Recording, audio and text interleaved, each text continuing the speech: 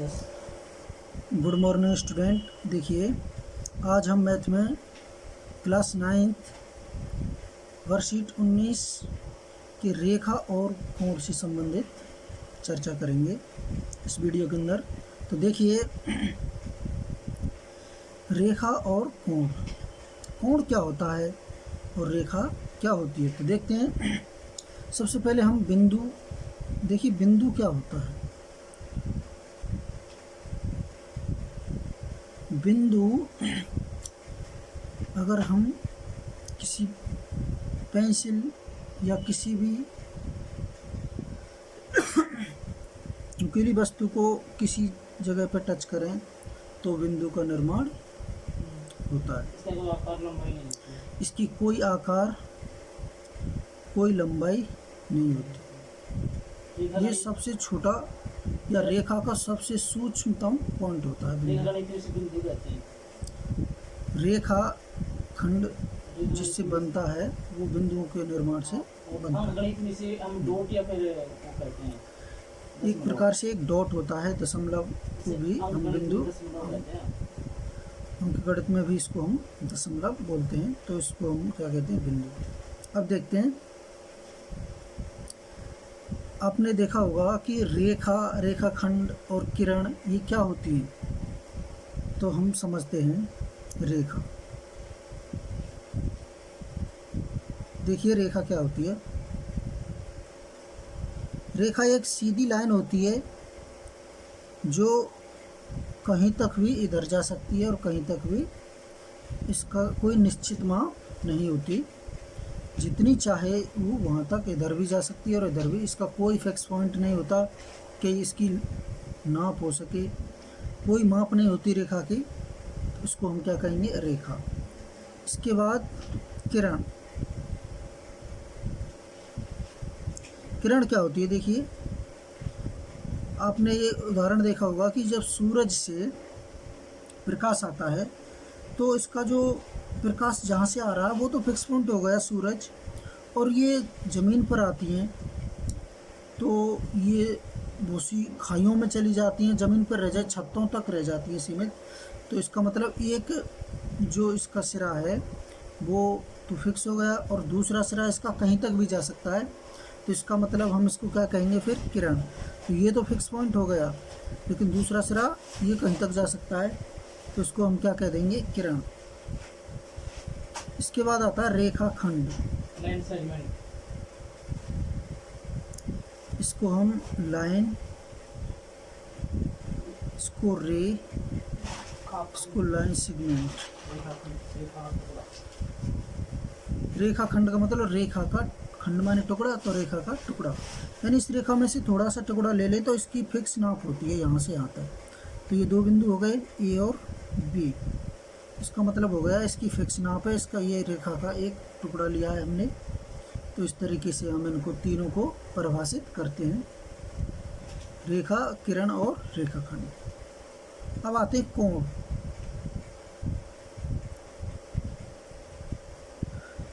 कोण देखिए, ये बिंदु, यहाँ से अगर दो किरणें निकल रही हैं तो इनके बीच का जो घुमाव है, झुकाव है, वो कोण कहलाता है। माना ए पॉइंट, ये बी और ये सी, तो इस कोण को हम परिभाषित करते हैं। ये झुकाव इस बिंदु पर है तो इस बिंदु को हम हमेशा बीच में लेते हैं, तो ये कोण का साइन होता है, चिन्ह होता है ये कोण का। और कोण को क्या लिखेंगे, ए, और इस बिंदु को हमेशा बीच में लिखते हैं, बी सी। या इसको हम इधर से भी लिख सकते हैं, सी बी ए, लेकिन बी बिंदु हमेशा किस में आना चाहिए, बीच में आना चाहिए। समझ गए ना। अब देखिए, आसन्न कोण क्या होता है।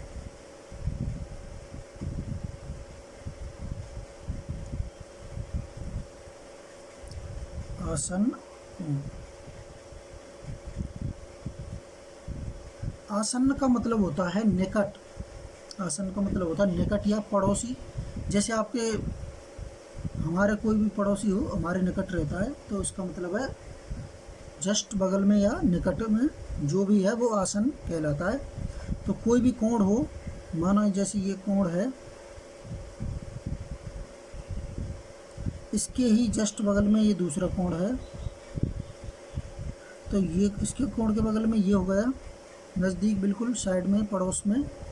इसका मतलब ये हो गया आसन कोण। ये दोनों कोण क्या कहलाएंगे? आसन कोण। ए बी सी डी, यानी कोण ए बी डी और डी बी सी दोनों क्या होंगे? आसन कोण। अब आसन कोण कब बनते हैं देखते हैं कि इसमें एक दीवार तो दोनों की सम्मिलित हो गई, ये दीवार मान लो, ये रेखा मान लो, यानी बी डी जो रेखा है वो दोनों में, इसमें भी काम आ रही है, इसमें भी, तो ये उभयनिष्ठ हो गई। और ये जो शीर्ष है, इसका भी शीर्ष और इसका भी शीर्ष एक ही है। तो आसन कोण के लिए जरूरी बातें हैं कि उभयनिष्ठ शीर्ष होना चाहिए,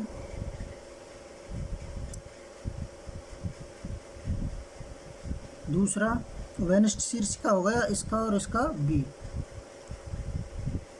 उभयनिष्ठ भुजा होनी चाहिए एक, उभयनिष्ठ शीर्ष बी, उभयनिष्ठ भुजा बी डी हो गई। और दो रेखाएं अउभयनिष्ठ होनी चाहिए, अउभयनिष्ठ।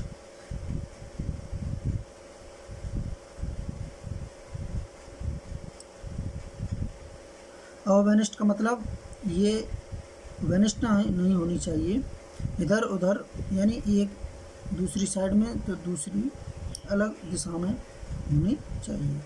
एक भुजा इस दिशा में, दूसरी भुजा इस दिशा में, यानी अलग अलग दिशाओं में होनी चाहिए, उभयनिष्ठ नहीं होनी चाहिए।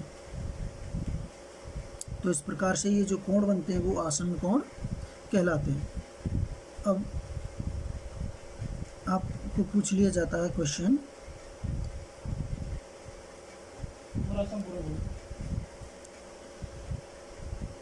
कोण ए बी डी का आसन कोण लिखिए। ए बी डी का आसन कोण क्या होगा? बी डी बी सी, कोण डी बी सी लिख सकते हैं आसानी से आप। इसी प्रकार रैखिक युग्म क्या होता है? रैखिक युग्म,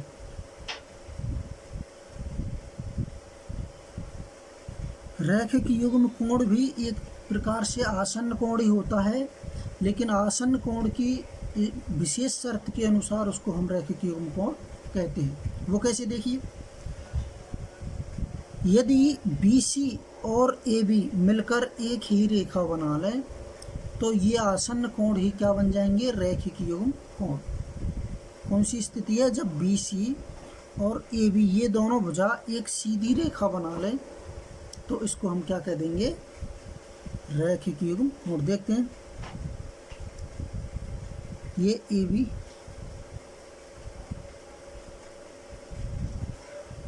और ये BC और ये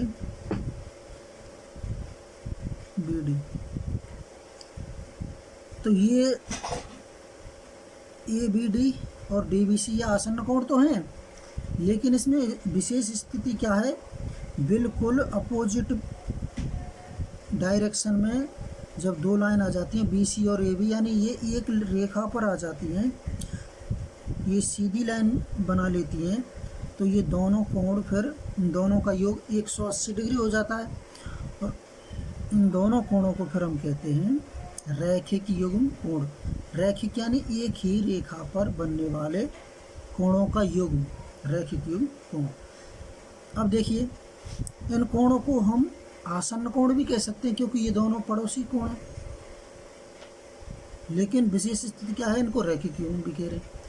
इन दोनों कोणों को आसन्न कोण कह सकते हैं, लेकिन इनको हम रैखिक युग्म नहीं बोल सकते क्योंकि AB और BC क्या है? ये अलग अलग दिशाओं में जा रही हैं, बिल्कुल अपोजिट साइड में नहीं है, यानी इसका मतलब है ये एक ही रेखा नहीं बना रही हैं।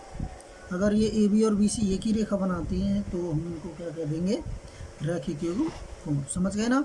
और रैखिक युग्म कोणों का योग कितना होता है 180 डिग्री, यानी कोण ए बी डी प्लस कोण डी बी सी बराबर कितना होता है 180 डिग्री, समझ गए ना। अब देखते हैं पूरक कोण। पूरक कोण, पूरक कोण क्या होते हैं? पूरक कोण क्या होते हैं देखिए, ऐसे दो कोण, ऐसे दो कोण, केवल इसमें दो ही कोण चलते हैं, ऐसे दो कोण जिनका योग 90 डिग्री हो, सॉरी, ऐसे दो कोण जिनका योग 90 डिग्री हो वो एक दूसरे के पूरक कोण कहलाते हैं। जैसे देखिए 80 degree plus 10 degree equal to 90 degree. अब आपसे क्वेश्चन पूछ लिया जाता है कि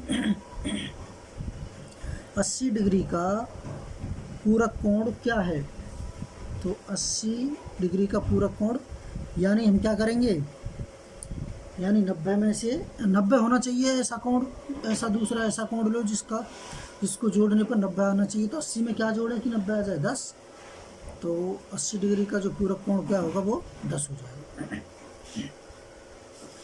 मैं ये कहता हूँ 50 डिग्री का पूरक कोण,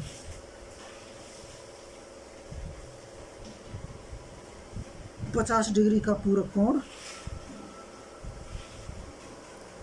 क्या होगा, 50 में क्या जोड़े कि 90 आ जाए 40 डिग्री, समझ गए ना। तो ये इस प्रकार से 45 डिग्री का पूरक कोण 45 डिग्री, 30 डिग्री का पूरक कोण 30 और 60 90 यानी 60 डिग्री, इस प्रकार से ये पूरक कोण हो जाते हैं। 37 डिग्री का पूरक कोण देखते हैं।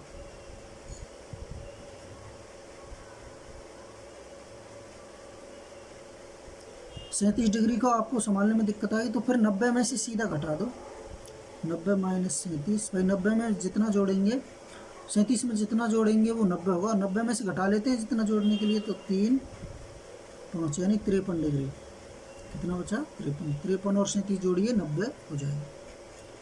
पूरा कोण यदि पूछ रहा है तो उस कोण को 90 में से घटा लो, वो आंसर आएगा, वो भी ओके। अब देखते हैं समपूरक कोण क्या होता है। सेम पूरक कोण की तरह ही समपूरक कोण होता है। समपूरक में पूरक कोण में हम 190 लेते हैं, समपूरक कोण में कितना होता है, दो कोणों का योग 180। जैसे मैं ये कहता हूँ 100 डिग्री का समपूरक कोण कितना होगा 80 डिग्री, क्योंकि 180 बैठना चाहिए दोनों को जोड़ के, समझ गए ना। तो पूरक कोण में 90 होना चाहिए दो कोणों का योग, और समपूरक कोण में 180 डिग्री होना चाहिए। हम कोई भी समपूरक पूरक कोण हम इस प्रकार ज्ञात कर सकते हैं। अब उदाहरण लेते हैं।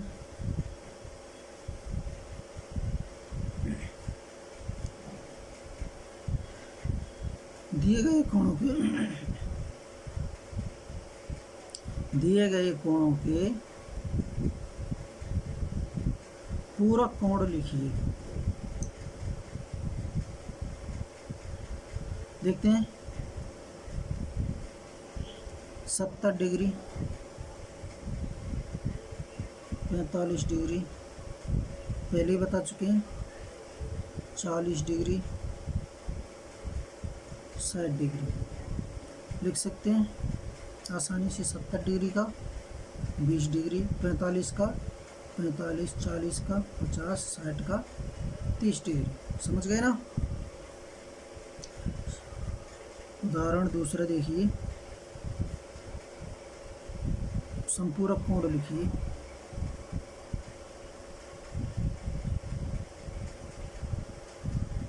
समपूरक कोण पहला 100 डिग्री जो पहले बता चुका हूँ, 90 डिग्री,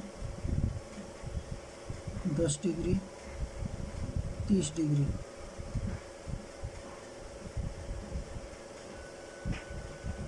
100 डिग्री का 80 डिग्री 180 हो जाएगा, 90 90 180 90 डिग्री। 10 में क्या जोड़ें कि 180 हो जाए, 170 जोड़ने पड़ेंगे। 30 में क्या जोड़ें कि 180 हो जाए, 150 जोड़ने पड़ेंगे। तो इस प्रकार ये क्या हुए संपूरक कोण। एक रिक्त स्थान भरना है हमें।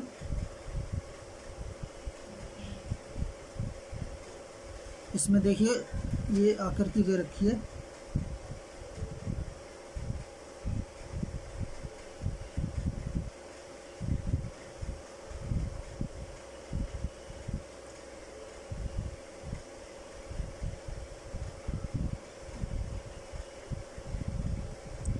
O A B C और D। कोण AOC प्लस ये रिक्त स्थान भर के इनका ये 180 डिग्री कब होगा, 180 कब होता है, AOC के साथ क्या जोड़ें कि 180 हो जाए, BOC, क्योंकि ये एक ही रेखा पर बने हुए कोण हैं।